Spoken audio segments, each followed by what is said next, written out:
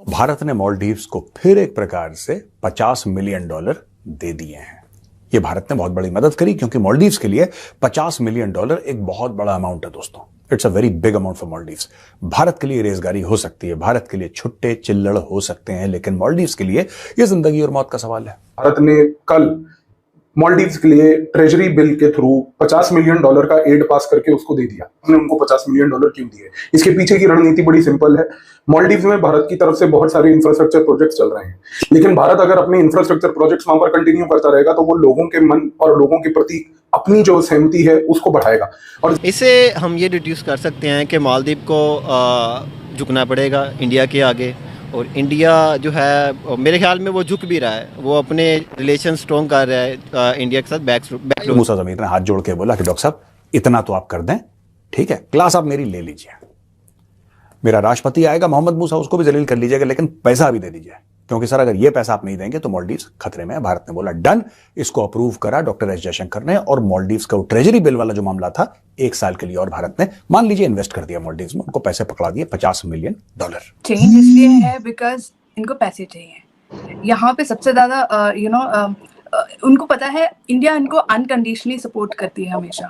तो वो boycott India वाला जो कैंपेन था वो उनका इलेक्शन कैंपेन था। दे वर बेसिकली शोइंग, इनका जो मोइजू है प्रेसिडेंट है वो अपनी लॉयल्टी दिखा रहा था चाइनीज की ओर। बट उनको एक स्ट्रॉन्ग प्रोटेस्ट दिखा दिया गया है कि भाई इतना मत उड़िए कि कल को बहुत दिक्कत में आ जाए। आफ्टर ऑल आपकी पॉपुलेशन सिर्फ 5.5 लाख है।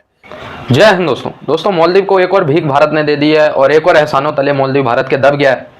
ठीक है, मालदीव को $50 मिलियन का ट्रेजरी बॉन्ड भारत के स्टेट बैंक ऑफ इंडिया ने दिया हुआ था। ठीक है, उसे इसी साल वापस करना था। ठीक है, लेकिन वो इतनी औकात नहीं है कि वो इसी साल वापस कर सके। आए थे उनके वित्त मंत्री माफ़ी मांगने कि भारत कैसे भी करके वो $50 मिलियन माफ़ कर दे, 1 साल के लिए जो है उसको बढ़ा दे, हम अगली साल ये दे देंगे। तो भारत सरकार ने इनके ऊपर एक और एहसान किया और कहा चलो ठीक है भाई ले लो $50 मिलियन अगली साल देना। ठीक है, फिर से एक बहुत बड़ा उपकार कर दिया। अगर दोस्तों भारत की जगह पे चाइना होता ना तो $50 मिलियन कहता ठीक है मत दो, लेकिन इसके बदले में हमें अपने 3-4 क्या दो, द्वीप दे दो, आइलैंड दे दो। लेकिन यही वाली बात है कि भारत सरकार की आप कहो कमजोरी कहो या एहसान या फिर क्या, हमारी पहले से ही जो रीत चली आ रही है कि हम माफ़ कर देते हैं। हालांकि मैं अगर अपनी ओपिनियन बताऊं तो ये माफ़ नहीं करने चाहिए थे। $50 मिलियन के बदले में भारत सरकार को चाइना वाली नीति अपनाते हुए कोई ना कोई आइलैंड जरूर लेना था। 100 साल के लिए 199 साल के लिए लीज पे ले लेते। ठीक है, ये करना था, लेकिन खैर अभी तो सरकार ने माफ़ कर दिया और बोला अगली साल देना। तो मालदीव के वित्त मंत्री ने बहुत भारत के प्रति अच्छे वर्ड कहे हैं ट्विटर पे। खैर उससे कोई फर्क नहीं पड़ता। दोस्तों भारत ने मालदीव्स को फिर एक प्रकार से $50 मिलियन दे दिए हैं। अब क्यों दिए, कैसे दिए, ये क्या मैटर है पूरा, ये मैं आपको समझाऊंगा इस छोटे से वीडियो में। बेसिकली क्या है कि ट्रेजरी के बिल्स होते हैं। भारत ने वो ट्रेजरी के बिल्स ले रखे थे पहले से और इस बार भारत ने रोल ओवर कर दिया, बोला ठीक है हम अपने पैसे नहीं निकालेंगे, आपको और देते हैं 1 साल के लिए। ये भारत ने बहुत बड़ी मदद करी क्योंकि मालदीव्स के लिए $50 मिलियन एक बहुत बड़ा अमाउंट है दोस्तों। It's a very big amount for Maldives. Bharat के लिए रेजगारी हो सकती है, भारत के लिए छुट्टे चिल्लड़ हो सकते हैं, लेकिन मालदीव्स के लिए यह जिंदगी और मौत का सवाल है। अब आपके मन में सवाल आएगा कि बार बार मालदीव्स के उकसाने के बाद, गलत बात करने के बाद भी भारत मालदीव्स की क्यों मदद कर रहा है? पहला सवाल यह। दूसरी चीज भाई बात यह है कि अचानक भारत ने क्यों ऐसा फैसला करा? जो मालदीव्स का फॉरेन मिनिस्टर था मूसा जमीर आया था भारत में, और आपको पता है किस तरीके से डॉक्टर एस जयशंकर ने क्लास ली। खड़े खड़े दौड़ा के मूसा जमीर की क्लास ली थी उन्होंने। लेकिन फिर मूसा जमीर ने हाथ जोड़ के बोला कि डॉक्टर साहब इतना तो आप कर दें, ठीक है, क्लास आप मेरी ले लीजिए। मेरा राष्ट्रपति आएगा मोहम्मद मूसा, उसको भी जलील कर लीजिएगा, लेकिन पैसा भी दे दीजिए, क्योंकि सर अगर ये पैसा आप नहीं देंगे तो मालदीव्स खतरे में है। भारत ने बोला डन, इसको अप्रूव करा डॉक्टर एस जयशंकर ने, और मालदीव्स का ट्रेजरी बिल वाला जो मामला था 1 साल के लिए और भारत ने मान लीजिए इन्वेस्ट कर दिया मालदीव्स में, उनको पैसे पकड़ा दिए $50 मिलियन। अब दोस्तों कई लोग ये लिख रहे हैं सोशल मीडिया में कि भारत को ये सब नहीं करना चाहिए। वो कह रहे हैं कि मालदीव्स एहसान फरामोश है, वो कह रहे हैं कि मालदीव्स जो है ना ये डिजर्व नहीं करता, हम क्यों पैसे खर्च करें जो एहसान नहीं मानता। तो दोस्तों मैं एक समझाने की कोशिश करता हूं कि भारत ने क्यों करा। एक बात अच्छा मुझे भी नहीं लगा, लेकिन मेरे अच्छे लगने में और फिर ये समझने में अब कड़वी दवाई भी अच्छी नहीं लगती यार किसी को, ना आपको ना मुझे। अगर बीमार हैं तो फिर कड़वी दवाई खानी पड़ेगी, अगर ठीक होना है। आपको अच्छी लगे ना अच्छी लगे उससे कोई फर्क नहीं पड़ता। भारत ये कर क्यों रहा है? दोस्तों, बहुत जरूरी है कि जो मालदीव्स है वो हमारा नेबर है, हमारा नियर नेबर है, चाइना का नेबर नहीं है। वो चाइना का नेबर नहीं है। मालदीव्स के साथ एक अच्छी रिलेशनशिप रखना भारत के हक में है दोस्तों। मालदीव्स के हक में तो है ही, भारत के भी हक में। अभी मालदीव्स को एक नया नया नशा चढ़ा है चाइनीज पैसे का। एक चाइनीज पैसे का नशा चढ़ा है मालदीव्स को, और मालदीव्स ये चाहता है कि किसी तरीके से चाइना को खुश करता रहे, चाइना लंबे लंबे चेक लिखता रहे, और मोहम्मद मुइज़ू और उसके जो मंत्री हैं करप्ट, उसका करप्ट जो एलीट है मालदीव्स में, वो अपना पैसा दुबई सिंगापुर डालता रहे और अपना रिटायरमेंट फंड बनाता रहे। अभी उनका ये गेम प्लान है। लेकिन अगर इस वक्त भारत अपना मुंह मोड़ लेता है मालदीव्स से, अगर भारत ये कहता है कि जाओ हम नहीं करते मदद तुम्हारी, मानिए भारत ये कहता है, फिर क्या होगा? इससे होगा क्या? चलिए कोई बात नहीं। मालदीव्स, भारत कहता है कि जी 400 मिलियन लाओ, आप लाओ 400 मिलियन जो हमने आपको दिए, अब आप हमारे साथ गलत कर रहे हो, हम भी आपके साथ गलत करेंगे। इसके नतीजे में क्या होगा कि मालदीव्स कहेगा ठीक है साहब, आप हमें 2-3 महीने का वक्त दीजिए, हम आपके पैसे वापस करते हैं। मालदीव्स जाएगा, बीजिंग के पैर पकड़ेगा। बीजिंग आज की तारीख में मालदीव्स में तो है, लेकिन जब बीजिंग को यह पता लगेगा कि नियरली $500 बिलियन, लगभग आधा अरब डॉलर, लगभग आधा अरब डॉलर जब देना पड़ा बीजिंग को मालदीव्स को कि वो भारत को चुका दे, आपको क्या लगता है बीजिंग क्या करेगा? बीजिंग जो अब नहीं कर रहा है, तब बीजिंग वो करेगा, कहेगा हाँ ठीक है पैसे ले जाओ, हमारे लिए तो रेसगारी है, चल लड़ा, लो 400, 450, 500 जितने भी हैं लो। नेक्स्ट स्टेप, मालदीव्स की चाबी चाइना को पकड़ा दो।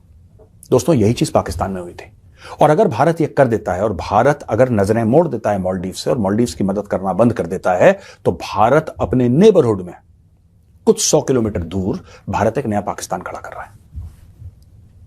क्योंकि फिर होगा क्या?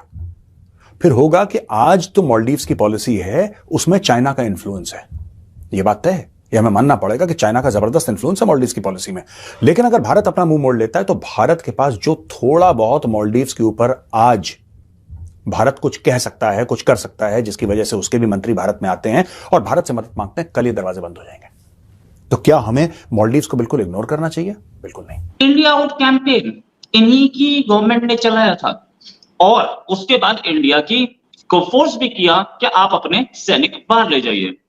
अब इंडिया की विजिट, क्या चेंज है और क्यों चेंज है? चेंज इसलिए है बिकॉज इनको पैसे चाहिए। यहाँ पे सबसे ज्यादा उनको पता है इंडिया इनको अनकंडीशनली सपोर्ट करती है हमेशा। तो वो बॉयकॉट इंडिया वाला जो कैंपेन था, वो उनका इलेक्शन कैंपेन था। दे वर बेसिकली शोइंग, इनका जो मुइज़ू है, प्रेसिडेंट है, वो अपनी लॉयल्टी दिखा रहा था चाइनीज की ओर, right. Whether he got votes और वेदर ही वन राइटफुली, हमको ये नहीं पता है। But Maldives as a country, they know they are dependent on us. हमसे 100-200 किलोमीटर की दूरी पे इनका पहला आइलैंड, राइट। तो they are completely dependent on us. Every ship that goes, everything, smuggling हो, सब हो, इंडिया ही सब इसको प्रिवेंट करती है। इस एरिया में सबसे ज्यादा इंडिया का इन्फ्लुएंस है जहाँ पे। लेकिन मुइज़ू भाई साहब को अपनी लॉयल्टी दिखानी थी चाइना की और उनका इलेक्शन कैंपेन बन गया बॉयकॉट इंडिया। तो दोस्तों, समय समय पे भारत ने मालदीव पे इतने एहसान किए हैं ना, आज मालदीव अगर अस्तित्व में, आज अगर मालदीव दुनिया के ग्लोब पे अस्तित्व में है तो भारत की वजह से। बच्चा बच्चा मालदीव में भारत के एहसानों तले दबा हुआ है। चाइना तो अभी 2-4 साल पहले ही तो मालदीव में आया है, इससे पहले Maldives it's all about Bharat. पूरा का पूरा मालदीव भारत पे 100% डिपेंडेंट था। और अभी भी आप देखें तो मालदीव में जितने भी एयरपोर्ट है, मालदीव में जितने भी कनेक्टिविटी के साधन हैं, मालदीव में दोस्तों पता चला मुझे जितने भी वाहन चलते हैं, चाहे वो 2 व्हीलर हो 4 व्हीलर हो, 97% भारत के हैं। टाटा मोटर, TVS और ये सब, ठीक है। 100% अगर आप कहो, 100 में से 92% ये भारत पे आश्रित है, हर चीज़ में एवरेज अगर निकाला जाए।